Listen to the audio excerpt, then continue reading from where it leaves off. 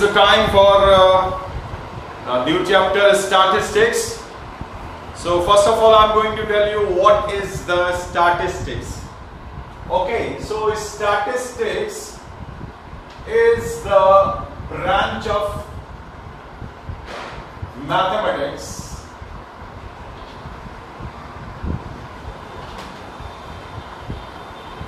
which deals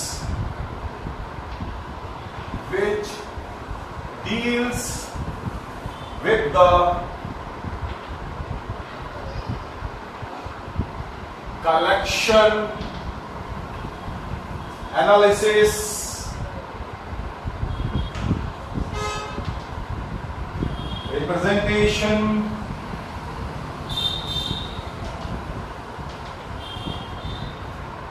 and interpretation of data. Okay, you know that what is data? Data is a plural word. Okay, data is a plural word. Singular word is datum. One observation, you can say.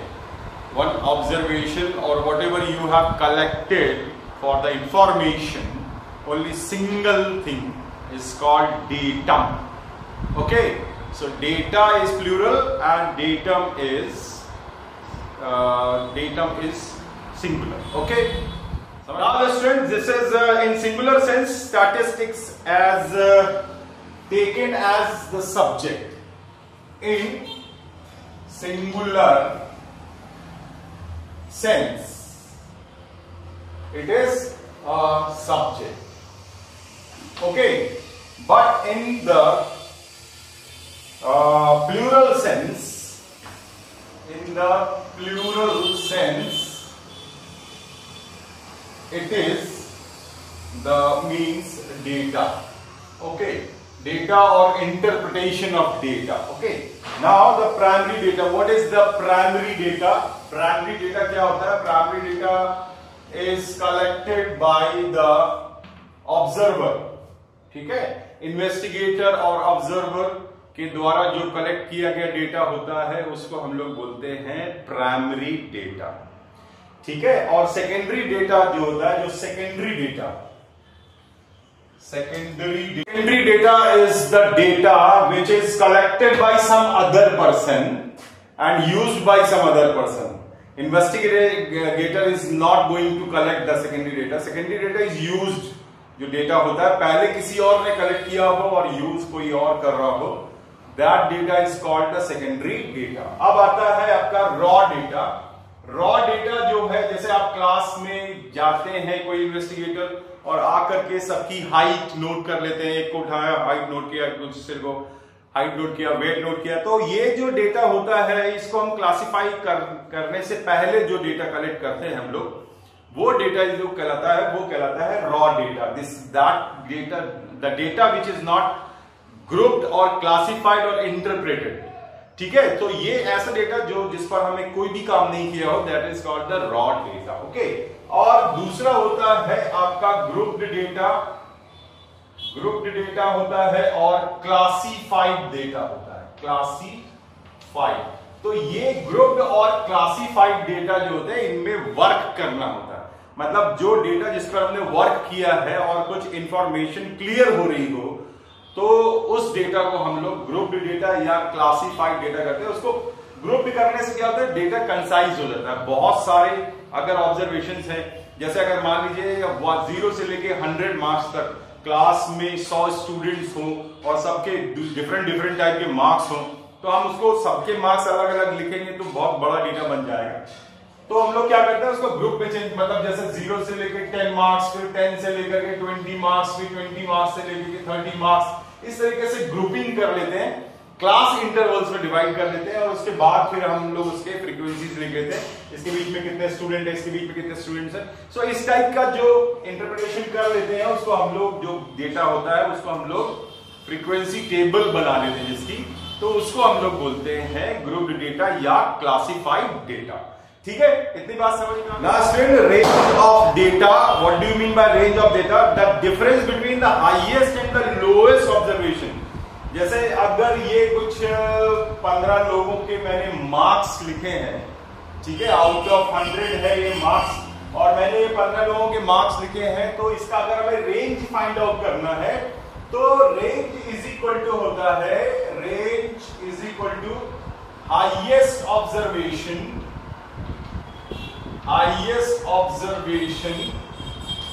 Minus lowest observation.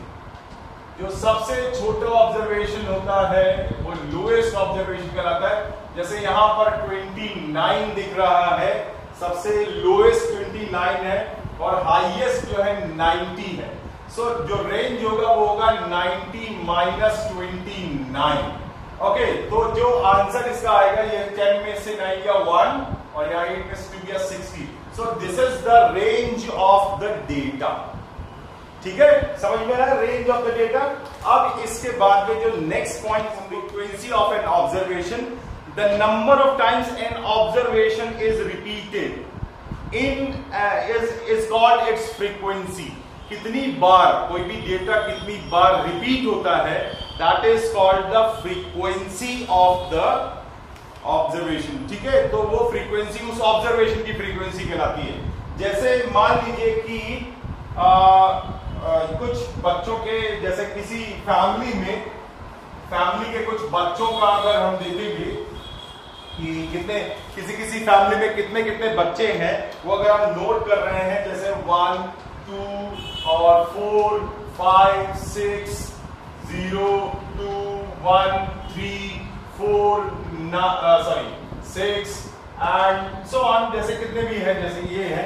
तो अब ये देख रहे हैं कि maximum बच्चे जो है 6 है, तो अगर आप 0 लिखो 0 1 2 3 4 5 6, तो ये नंबर ऑफ चिल्ड्रन हो गए और उनकी फ्रीक्वेंसी 0 कितने बार है, यहाँ पर केवल एक बार है तो इसकी फ्रीक्वेंसी 1 है, और 1 कितने बार है 2 टाइम्स है तो इसकी फ्रीक्वेंसी 2 है, 2 कितने बार है 2 टाइम्स है तो फ्रीक्वेंसी इसकी 2 है, 3 देखिए एक ही बार है, 4 देख रहे हैं आप 2 बार है तो दो फैमिलीज ऐसी हैं जिसमें 4 बच्चे, 5 एक ही बार है और 6 जो है वो 1 और 2 बार है, तो यहां पर इसकी फ्रीक्वेंसी 2 हो गई। So this is called the frequency of any observation. तो अलग अलग ऑब्जर्वेशन की अलग अलग फ्रीक्वेंसी होती है। अब आपको पता करना है what is the frequency distribution. Frequency distribution, ये जो हमने आपको फ्रीक्वेंसी करके दिखाया, this is also called frequency distribution. लेकिन दो तरीके से क्लासिफाइड फ्रीक्वेंसी डिस्ट्रीब्यूशन होते हैं। ओके, एक होता है आपका इंक्लूसिव फ्रीक्वेंसी डिस्ट्रीब्यूशन और एक होता है एक्सक्लूसिव। ये दोनों ग्रुप्ड होते हैं। लेकिन एक और होता है डिस्क्रीट फ्रीक्वेंसी डिस्ट्रीब्यूशन, तो मैं आपको वो बताने जा रहा हूं। यहां पर मैं आपको बताने जा रहा हूं कि दो टाइप के फ्रीक्वेंसी डिस्ट्रीब्यूशन है। एक है डिस्क्रीट फ्रीक्वेंसी डिस्ट्रीब्यूशन और एक है क्लासिफाइड। क्लासिफाइड भी दो तरीके के होते हैं, वो मैं आपको बताऊंगा। ठीक है, तो देखिए इसमें यहां पर जो डिस्क्रीट फ्रीक्वेंसी डिस्ट्रीब्यूशन दिख रहा है वो ये है। इसमें जैसे सपोज हमने मार्क्स, एक ऑब्जेक्टिव टाइप टेस्ट लिया 25 मार्क्स का, तो उसमें या तो 0 मार्क्स मिलेंगे या 5 मार्क्स मिलेंगे या 10 मार्क्स मिलेंगे या 15 मिलेंगे या 20 मिलेंगे या 25 मिलेंगे। तो वो डिसाइडेड है, मतलब एक क्वेश्चन अगर आप सही है तो आपको 5 मार्क्स, 2 क्वेश्चन सही है तो 10 मार्क्स। इस टाइप्स के अगर एग्जाम हुआ और उसमें हमने देखा तो ये जो 0 मार्क्स पाने वाले 2 स्टूडेंट जिनका कोई भी क्वेश्चन सही नहीं हुआ, 5 मार्क्स मतलब 4 स्टूडेंट ऐसे जिनका केवल एक ही क्वेश्चन सही हुआ, 10 मार्क्स पाने वाले 3 स्टूडेंट्स हैं, 15 मार्क्स पाने वाले 11 स्टूडेंट्स हैं, 20 मार्क्स पाने वाले 7 स्टूडेंट्स हैं, 25 मार्क्स पाने वाले 3 स्टूडेंट्स हैं। तो इस तरीके से ये जो डिस्ट्रीब्यूशन होता है, this is called the discrete frequency table. Okay, now classified frequency table जैसे 0 से 10 मार्क्स के बीच में। सपोज ये जो है, ये मैंने मान लिया कि एक वो मान लेते हैं कि हॉस्पिटल है जिसमें इस एज के लोग भर्ती हैं।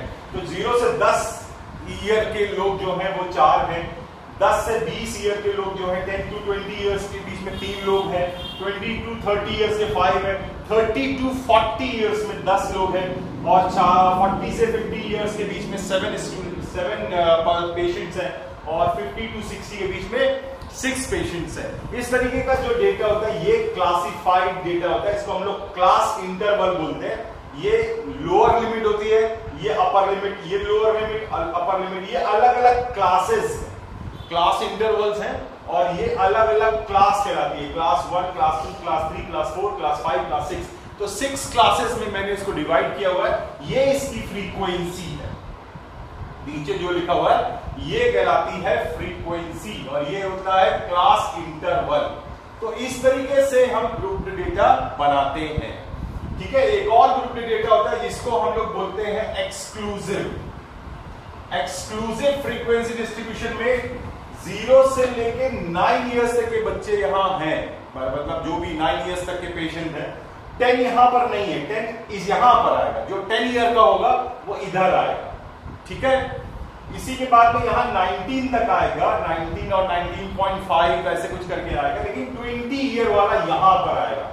तो lower limit is included but upper limit is excluded, इसलिए इसको हम लोग बोलते हैं एक्सक्लूसिव फ्रीक्वेंसी टेबल। इसी को अगर हम इंक्लूसिव फ्रीक्वेंसी टेबल में कन्वर्ट करना चाहें तो इंक्लूसिव में आपको ऐसे बनाना पड़ेगा, क्लास इंटरवल और फ्रीक्वेंसी, ये देखिए, और इसको हम लोग लिखेंगे 0 to 9, फिर 10 to 19, फिर 20 to 29, फिर 30 to 39, फिर 40 to 49, ठीक है, और 49 बाद 50 to 59, फिर उसमें एक ग्रुप और बनेगा।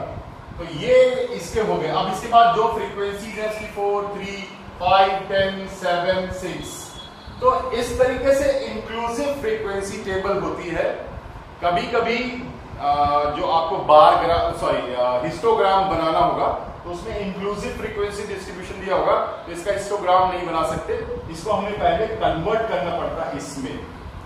ठीक है, वो कन्वर्ट करना हम आपको बताते हैं किस तरह से। यहां पर दोनों लिमिट इंक्लूडेड है, 0 भी इंक्लूडेड है, 9 भी इंक्लूडेड है, यहाँ पे 10 भी इंक्लूडेड है, 19 भी इंक्लूडेड है, यहाँ 20 इंक्लूडेड है, 29 भी इंक्लूडेड है, 30 इंक्लूडेड है, 39 भी इंक्लूडेड है। तो इसलिए इसको इंक्लूसिव फ्रीक्वेंसी टेबल कहा जाता है। और इसमें ये अपर लिमिट एक्सक्लूडेड होती है, ये upper limit is not considered in that class, particularly this upper limit.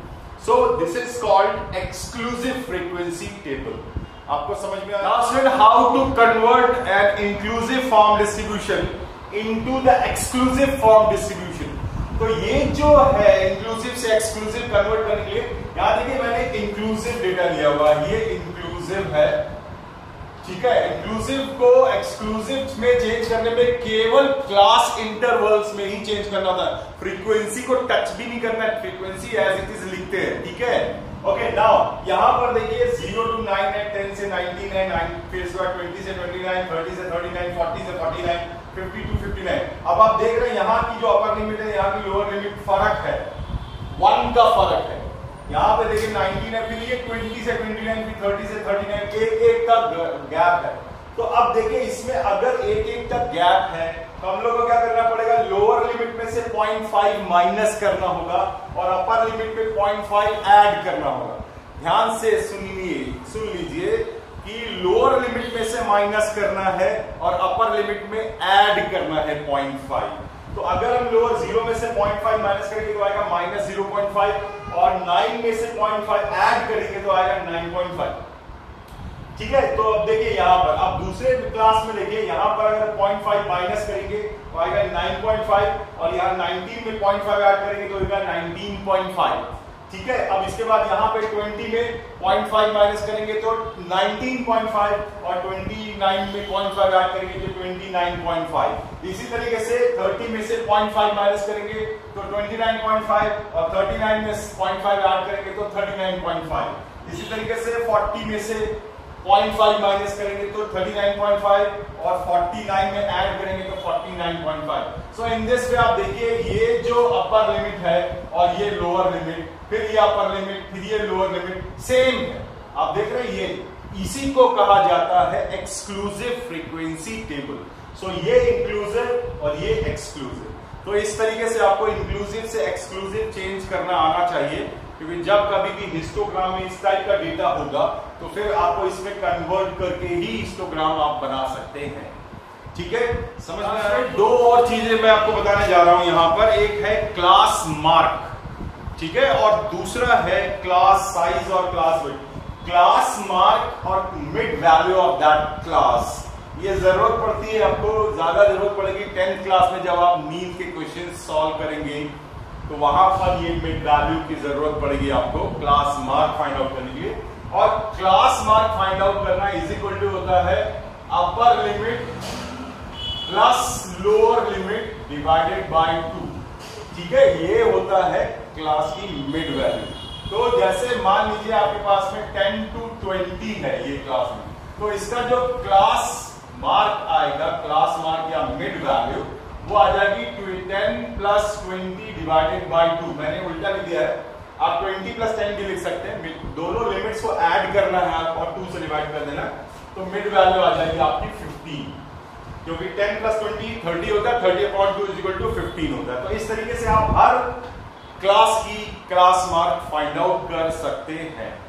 इसके बाद क्लास की जो विड्थ होती है, इसको हम लोग बोलते हैं क्लास की जो रेंज है, कितने विड्थ है उसकी। तो जैसे 0 से 10 है, 10 से 20 है, फिर 20 से 30 है, तो ये आप देख रहे हैं 10 की विड्थ है यहाँ पर। इसी तरीके से 0 से 5, फिर 5 to 10, फिर 10 से 15, 15 से 20, तो यहां पर आप देख रहे हैं विड्थ जो है हर क्लास की 5 है। ठीक है, तो ये जो होती है ना, ये आप लोअर लिमिट, मतलब जैसे इंक्लूसिव फ्रीक्वेंसी टेबल भी होगी तो उसको एक्सक्लूसिव करके आपको बनाना पड़ेगा, उसकी क्लास की जो वैल्यू है वो निकालनी पड़ेगी। तो जैसे 0 to 9 है, 0 और 9 दोनों इंक्लूडेड है, तो भी ये इसकी जो क्लास रेंज होगी और विड्थ जो होगी वो 10 ही होगी। ठीक है, तो अब जैसे ये है 10 to 19, तो 10 भी इंक्लूडेड है, 9 भी इंक्लूडेड है, काउंट करो 10, 11, 12, 13, 14, 15, 16, 17, 18 एंड 19, तो टोटल 10 होते हैं। तो ये जो रेंज है, ये जो विड्थ है, that is also called, range नहीं बोलना, विड्थ इज कॉल्ड, यहां पर जो विड्थ है ये जो है ये 10 ही होगी। ठीक है, यहां पर 5, ये 10, तो ये होती है क्लास विड्थ। ठीक है, समझ में आ गया? फ्रेंड, यहां पर मैं आपको बताने जा रहा हूं कि कैसे frequency distribution, grouped frequency distribution बनाते हैं किसी भी रॉ डेटा। जैसे ये एक रॉ डेटा दिया हुआ है, ठीक है, this is construct a frequency table for the following ages in years. ये एजेस हैं इन ईयर्स ऑफ 30 स्टूडेंट्स। ठीक है, using equal class interval as 9 to 12 where 12 is not included। अब यहां पे बोला गया है कि 9 to 12 जैसे बनाना है आपको, एज एक क्लास इंटरवल दिया हुआ है, where 12 is not included लिखा है। इसका मतलब ये हुआ कि ये एक्सक्लूसिव फ्रीक्वेंसी टेबल बनेगी। ठीक है, तो अब आपको यहां पर देखना है, सबसे जो लोएस्ट इसमें है एज मैं देख रहा हूं वो है 6 years। तो मैंने क्या किया, 9 to 12 है, तो पहले आपका जो एज आएगा वो आएगा 6 to 9, फिर 9 to 12, इसके बाद में 12 से 15, ये 3 years का दिया गया है। 9 to 12 3 years हो जाएंगे बीच में, और फिर 15 से लेके 18 तक आएगा, और फिर 18 से 21, और फिर 21 से लेकर के 24। तो जो आपको देखिए यहां पर सबसे लोअर जो इसकी रेंज फाइंड आउट करिए, 6 है यहां पर लोएस्ट, और सबसे जो बड़ा है वो है 23। ठीक है, तो 6 और 23 में से अगर हम 6 को माइनस करेंगे तो कितना आएगा बताइए, 17। और 17 को अगर हम 3 से डिवाइड कर देंगे तो 5 क्लासेस आ जाएंगी या 6 क्लासेस आ जाएंगी। 23 से करेंगे तो नहीं आएगा, 6 क्लासेस बनानी पड़ेगी हमें, तो 1 2 3 4 5 6 क्लासेस आ गया। तो रेंज को अगर हम कितनी जो रेंज है ना, रेंज और साइज को डिवाइड करेंगे तो हमें नंबर ऑफ क्लासेस पता लग जाती है, उससे एक ज्यादा कम हम बना सकते हैं। ठीक है, तो अब देखिए 6 to 9 के बीच में, यहां पर 6 to 9 के बीच में आप कट करते जाइए। 6 to 9 के बीच में एक ये आएगा, एक ये 7 आएगा, 6 आएगा, उसके बाद में फिर 9 इंक्लूडेड नहीं है तो नहीं लेंगे, 8 आएगा, इसके बाद यहां पर 8 आ गया, 2 कितने हो गए, 1 2 3 4, इसके बाद में ये 5 5 5 5 5 है, तो यहाँ पर 1 2 3 4 और ये 5। आपको पता है ये टेलीमार्क्स में इस तरह से करते हैं। और यहाँ पर इसकी फ्रीक्वेंसी, ये सब आप कर चुके हैं क्लास 7 में, ठीक है। तो इसके लिए बहुत नई चीज नहीं है आपको, बस क्या चीज नहीं है वो है ये क्लास इंटरवल्स। तो उसके लिए मैंने आपको बताया रेंज निकालिए, रेंज निकाल लीजिए और उसके बाद में साइज से डिवाइड कर दीजिए। आप अगर आप साइज 10-10 का रखना चाहते हैं तो फिर रख सकते हैं, और अगर आप साइज 5-5 का रखना चाहते हैं, यहाँ पर हमने 3-3 का रेंज रखा, मतलब साइज रखा क्लास का। तो ये हो गया 9 to, अब 9 to 12 में ये पेंसिल से इसको कट करते जाएंगे और काउंट करते जाएंगे। मैंने पहले से बना के रखा हुआ है। तो 9 to 12 जो है वो 4 है, 1 2 3 4। देखिए 9 to 12 में 9 आएगा, 1, ये 11 आएगा, 1 2, इसके बाद में 12 9 to 12 में 2 हो गए। ये 12 को कैलकुलेट नहीं करना है, ठीक है। ये 3 हो गया, ये 4 हो गया, तो 4 हो गया। तो यहाँ पे आ गया आपका 4, ठीक है। इसी तरीके से अगर आप 12 to 15 देखेंगे तो वो भी 4, 1 2 3 4, तो ये 4 आएगा। काटते जाएंगे तो आपको बार बार रिपीट करने की जरूरत नहीं पड़ेगी। 15 to 18 है 7, 1 2 3 4 5, 1 2 7, तो ये 7 हो गए। और उसके बाद में 18 to 25 जो है वो 3 है, 1 2 3, यहाँ 3 लिख दीजिए। और फिर उसके बाद में 1 2 3 4 5 एंड 1 2, ये 7 है। अब आप इसको पूरा पहले कैलकुलेट कर काउंट कर लीजिए, कितने हैं, 30 है। तो इनका सम भी यहाँ पर 30 आना चाहिए। अगर यहाँ पर सम 30 नहीं आ रहा है इसका सम, तो फिर इसका मतलब या तो कोई वैल्यू छूट गई है या ज्यादा कंसीडर कर ली गई है, तो कुछ गलत है, उसको आप सुधार सकते हैं, ठीक है। समझ में आया? ये जो फ्रीक्वेंसी डिस्ट्रीब्यूशन, इसके बहुत सारे क्वेश्चंस आपके बुक में 16.2 में दिए हुए हैं, तो उनको आपको करना है, ठीक है। तो वो करने के बाद में आप हमसे पूछ सकते हैं। Now student, next question, marks in mathematics of 30 students are as follows. These are the marks 53, 61, 48. तो 30 स्टूडेंट्स के मार्क्स दिए, this is called raw data and construct a frequency distribution table taking class interval 30 to 39, 40 to 49।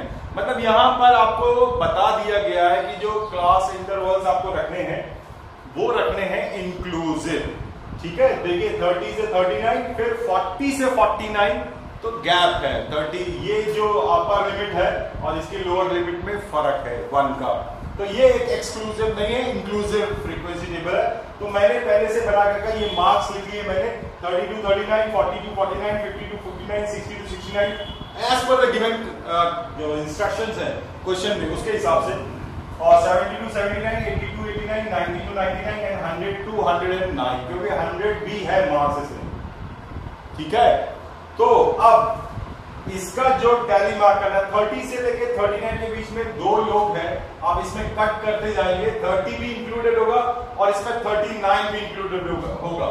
तो 30 to 39 में ये 37 आ रहा है एक, और ये एक 39 आ रहा है, तो ये 2 लोग कट हो गए, ठीक है। तो ये 2 हो गए, इसकी फ्रीक्वेंसी 2 आ गई। इसके बाद 40 to 49, तो 40 से 49 के बीच में ये 48 आएगा एक, ठीक है, एक हो गया। उसके बाद 49, ये 2 हो गया 48, ठीक है। ये 3 हो गया 44, 3, बस। इसके बाद 1 2 3, तो यहाँ पे 3 आ गया, ठीक है। इस तरीके से 50 to 59 देखेंगे तो 50 to 59 के बीच में यहाँ पर 8 लोग हैं, 1 2 3 4 5, 1 2 3, तो 8। तो इस तरीके से आपको फ्रीक्वेंसी टेबल बनानी है।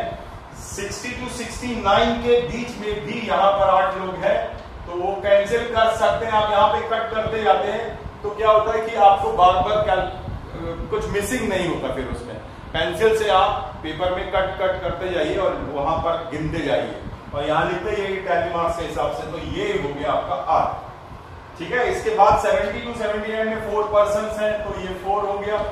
इसके बाद हो गया 2, यहाँ पर 90 से लेके 99 के बीच में भी 2 है, तो 2 हो गए, और 100 वाला केवल 1 है, तो ये।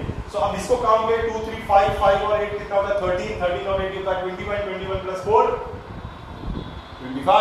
25 और 4 29 और 130, तो ये 30 स्टूडेंट्स के मार्क्स लिए और आपका फ्रीक्वेंसी भी 30 हो रहा है, इसका मतलब आपकी फ्रीक्वेंसी टेबल एकदम सही बनी।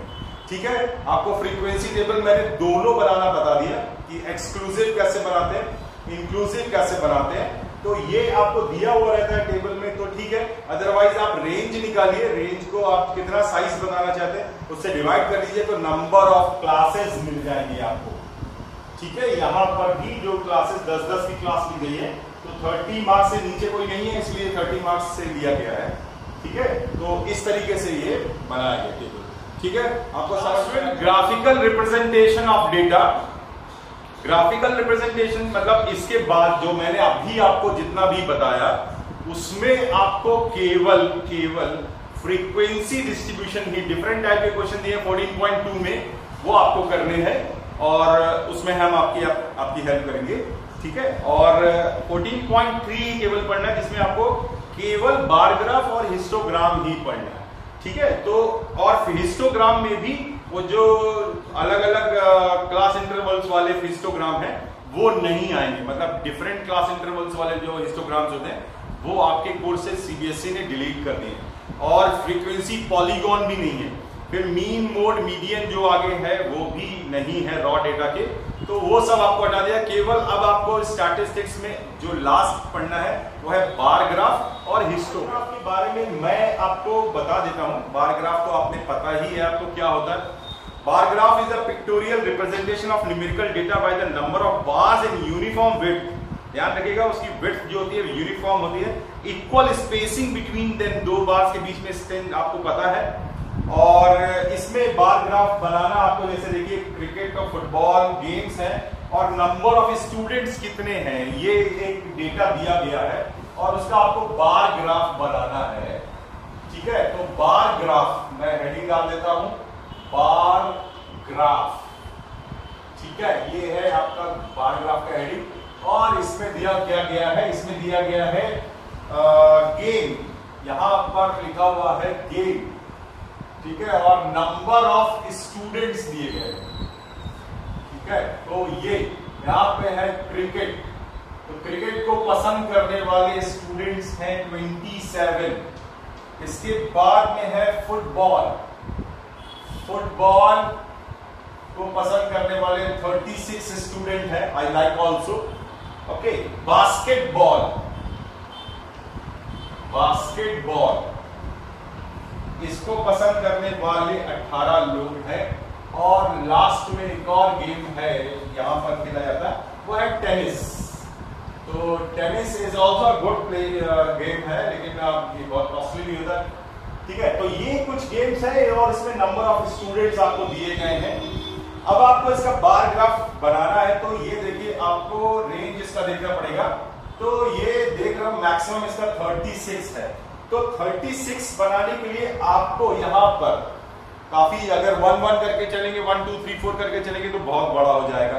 ठीक है, तो आप क्या करिए, इसमें 5 लेके चलिए, 5 10 15 20 25 30 35 और 40। ठीक है, और यहां पर आप देखिए यही चीज बहुत इंपॉर्टेंट होती है। अगर ये चीज आपने करना सीख लिया तो आपका बार ग्राफ और हिस्टोग्राम सब बेहतर बनता है, बढ़िया अच्छा बनता है। ठीक है, अब आप देखिए इसमें क्रिकेट के लोग 27 है, अब 27 लेके ये 25 से थोड़ा सा ऊपर होगा। यहां पर आप एक बार बनाइए, इसकी विड्थ आप फिक्स कर लीजिए और इसको आप इस पे शेड कर सकते हैं, कलर कर सकते हैं, इसमें क्रिकेट लिख दीजिए और यहाँ 27 लिख करके आपका बार बन गया। ये हो गया आपका, यहां पे भी लिख सकते हैं आप क्रिकेट। ठीक है, तो ये हो गए क्रिकेट के स्टूडेंट्स। इसके बाद में ये जो विड्थ है ये हर बार की बराबर होनी चाहिए। ठीक है, लेंथ चेंज होती जाएगी लेकिन विड्थ चेंज नहीं होनी चाहिए, और इसके जो बीच में स्पेसिंग है ये भी बिल्कुल बराबर होनी चाहिए। अब ये 36 है, 36 40 के आसपास आएगा, तो मैंने इसकी स्पेसिंग इतनी की है, इसका बहुत ख्याल रखिएगा आप स्पेसिंग का। और दूसरी चीज आपको ख्याल रखना है इसकी विड्थ का, विड्थ बराबर होनी चाहिए और स्पेसिंग बीच में बराबर होनी चाहिए। अब आगे जो बार आपको बनाना है, ये तो हो गया आपका फुटबॉल का 36, यहाँ पे आप लिख सकते हैं फुटबॉल, अगर नहीं आता है तो तिरछा करके लिख दीजिए, कोई दिक्कत नहीं है। इसके बाद हो गया बास्केटबॉल में 18 लोग हैं, ये 20 से जस्ट नीचे आएगा और स्पेसिंग बराबर करते हुए और विड्थ बराबर रखते हुए ये बना लीजिए आपका बन गया बास्केटबॉल। ठीक है, ये 18 स्टूडेंट्स है और यहां पर आप लिख लीजिए बास्केटबॉल। मैं इसको B.B लिख देता हूं, बास्केटबॉल। ठीक है, इसके बाद लास्ट है टेनिस जो है 12 से जस्ट नीचे आएगा और ये स्पेसिंग देखिए और ये विड्थ देखिए बराबर रखिएगा और यहां पर आप लिख सकते हैं टेनिस, TENNIS टेनिस और यहां पे आप लिख दीजिए 12। अब यहां पर भी आप लिख सकते हैं क्रिकेट, फुटबॉल, बास्केटबॉल। और अगर डिफरेंट कलर्स कर देते हैं तो बहुत सुंदर दिखता है। पेंसिल कलर्स यूज कीजिएगा, स्केच पेन नहीं यूज कीजिएगा क्योंकि उसके पीछे का पेज खराब हो जाता है फिर। तो आप पेंसिल कलर से इसको कलर कर देंगे तो ये बहुत ही सुंदर दिखेगा। तो ये है, यहां हो गया आपका गेम्स। ठीक है, और ये हो गया आपका नंबर ऑफ स्टूडेंट्स। तो इस तरीके से आप यहाँ गेम्स लिख दीजिए और यहाँ पे नंबर ऑफ स्टूडेंट्स लिख दीजिए। तो ये आपका बार ग्राफ तैयार हो गया जो कि आपने 7th क्लास में भी किया है और 8th क्लास में भी किया, अब 9th में फिर से आप पढ़ रहे हैं। ठीक है, तो ये इसके बाद मैं आपको बता रहा हूं हिस्टोग्राम। तो ये बहुत इजी है, आसान है, समझ में आ गया होगा आपको, आप बना सकते हैं। Now student, next is histogram. Histogram is a graphical representation of frequency distribution in the form of rectangle with the base as class intervals. Base में क्लास इंटरवल नीचे लिखते हैं 30 to 40, फिर 40 to 50। ठीक है, इस तरीके से क्लास इंटरवल्स लेते हैं। And the height as the corresponding frequencies with no gaps between two rectangle. दोनों रेक्टेंगल्स, 2-3 रेक्टेंगल, जितने भी रेक्टेंगल बनते हैं उनके बीच में गैप नहीं होता। आपने क्लास 8 में हिस्टोग्राम बनाया है। ठीक है, तो हम एक एक्सक्लूसिव पहले आपको बताएंगे कि एक्सक्लूसिव कैसे बनाना है और फिर उसके बाद में इंक्लूसिव कैसे बनाना है और फिर उसके बाद में स्केल लिखना होगा आपको। स्केल लिखना जरूरी नहीं है लेकिन आप लिखना सीख लेंगे तो ज्यादा अच्छा रहेगा। ठीक है, अभी आपको स्केल लिखना मैं आपको बता रहा हूं कैसे लिखते हैं। तो जैसे पिछले वाले बार ग्राफ में मैंने आपको स्केल कैसे लिया था, 5 डिवीजन इज इक्वल टू करके लिया था। इसमें 1 डिवीजन दिया हुआ था, एक 1 division is equal to 1 student. तो एक स्टूडेंट का 1 डिवीजन करके लिया था पिछले उसमें, तभी हमने उसको आपको वो 5 इंडिकेट किया था 5, 10, 15, 20 करके। लेकिन उसमें एक ही स्टूडेंट को 1 नंबर लेके चला था मैं, 1 डिवीजन। ओके, अब आपके यहाँ पर जो है क्लास इंटरवल ये दिया हुआ histogram of exclusive frequency level, class interval frequency. ठीक है, अब देखिए क्लास इंटरवल जो दिया हुआ है वो दिया हुआ है 30 to 60 पहला, दूसरा दिया है 60 to 90। मैं इसकी फ्रीक्वेंसीज भी लिखते जाता हूं, यहाँ 5 है, यहाँ 12 है। इसके बाद में यहाँ पे है 90 to 120। ठीक है, ये 14 है। इसके बाद है 120 से 150 और इसकी जो फ्रीक्वेंसी है वो 18 है। ओके, और उसके बाद में 150 से लेके 180 है और इसकी फ्रीक्वेंसी है 10 और 180 से लेकर के 210 है। ये है आपकी 6 frequency. So this table is given and you have to draw the histogram of this table. ठीक है, तो it's very easy। अब आप देख रहे हैं सबसे पहले तो आप रेंज देखिए, इसकी रेंज जो है मैक्सिमम 18 है। तो ग्राफ बनाने के लिए, हिस्टोग्राम बनाने के लिए आप इसमें 18 है ना, तो आप 5-5 का भी लेके चलेंगे, एक डिवीजन 5 का लेके चलेंगे तो ये आराम से बन जाएगा, या फिर 2-2 का लेंगे तो काफी लेंथी हो जाएगा। तो जैसे मैंने अभी यहाँ पर बनाया हुआ है तो वो मैंने 2 लेके बनाया हुआ है, तो आपको मैं यहाँ पर 3 से बना देता हूँ। ठीक है, तो 3 से ज्यादा अच्छा रहेगा थोड़ा और। तो यहाँ पे मैंने लिया 3, फिर इसके बाद 6 और 3 9, 9 3 12, 12 और 3 15, 15 और 3 18 और 18 और 3 21। तो ये हो गया, 3 से हो गया। आप चाहे तो इसको 2 से भी कर सकते हैं। चलिए 2 से करके देखते हैं, 2 से कितना आता है, कहां तक जाएगा। 2, 4, 6, 8, 10, 12, 14, 16 एंड 18। ये देखिए यहां तक आ गया। अब ये थोड़ा अच्छा दिखेगा, लंबा भी दिखेगा और थोड़ा अच्छा। अब देखिए ये 0 से स्टार्ट नहीं हो रहा है, तो क्या करना पड़ता है, यहां पर एक के बनाना, किंग बनाना पड़ता है। इसको बोलते हैं किंग। मतलब इससे ये समझिए कि पेजेस को ऐसे फोल्ड कर दिया गया, यहां से लाके ऐसे फोल्ड कर दिया गया पेज, ठीक है। तो ये एक किंग बनाते हैं यहां पर, ऐसा है छोटा सा। और फिर यहां से स्टार्ट करते हैं 30, फिर इसके बाद में 30 के बाद में 60 हो गया, ये इक्वल इंटरवल्स में। 60 के बाद में हो गया आपका 90, 90 के बाद में 120, 150, 150 के बाद में ये अपना इक्वल इंटरवल्स होना, इक्वल होना चाहिए 180, और फिर सॉरी 30 to 60, 60 to 90, 90 to 120, 120 से 150, 150 से 180, 180 से 210। तो ये हो गया आपका क्लास इंटरवल्स, ठीक है। समझ में आ गया आपको। अब आपको इसमें केवल रेक्टेंगल्स बनाने हैं, ये भी इक्वल होगा, बस केवल लेंथ जो होगी ये डिफरेंट होगी आपकी फ्रीक्वेंसीज के एज पर फ्रीक्वेंसी। अब 5 है यहाँ पे, तो 5 4 से जस्ट ऊपर होगा, तो ये हो गया आपका यहां से ऐसे, ये हो गया फर्स्ट। ध्यान से देखिएगा, क्लास इंटरवल को अलग अलग लिखिएगा, ऐसा नहीं यहां पे आपने 30 to 60, मैंने देखा है बच्चों को लिखते हुए 30 to 60 लिख देते हैं, फिर 60 to 90 लिखते हैं, फिर 90। एक ही लाइन में दो क्लास इंटरवल्स नहीं लिखने, एक लाइन के नीचे एक upper limit, lower limit, lower limit, upper limit, lower limit, upper limit, ऐसे लिखना है आपको। ध्यान रखिएगा, आपने 8th क्लास में बनाया हुआ हिस्टोग्राम, नाक मत कटवा देना, ठीक है। अब इसके बाद 60 to 90 में कितने लोग हैं, 12 है, तो ये है आपका 12। इसी के साथ यूजिंग रूलर आप बनाइएगा इसको, ठीक है। तो ये हो गया आपका 60 to 90 का। इसके बाद 14 है, ये देखिए यहां पर आएगा 14, ये रहा 14 का, और ये इसकी विड्थ हो गई, ठीक है। थोड़ा सा मैं स्केल यूज नहीं कर रहा हूं तो थोड़ा टेढ़ा टेढ़ा बन सकता है, please consider it. Okay, now next is 18। ये है आपका 18, यहां से इतनी बड़ी ये इसकी जो लेंथ है, इसका रेक्टेंगल थोड़ा सा विड्थ थोड़ी सी कम ज्यादा हो गई है, इसको मैं ठीक कर लेता हूं, ठीक है। थोड़ा सा मिटा लेता हूं, मिटा करके इसको थोड़ा सा ठीक कर लेता हूं। ये हो गया आपका 150 का, ठीक है। तो ये अभी भी ठीक नहीं हुआ है, आप ठीक कर लीजिएगा, स्केल यूज करिएगा तो आपका अच्छा से बनेगा।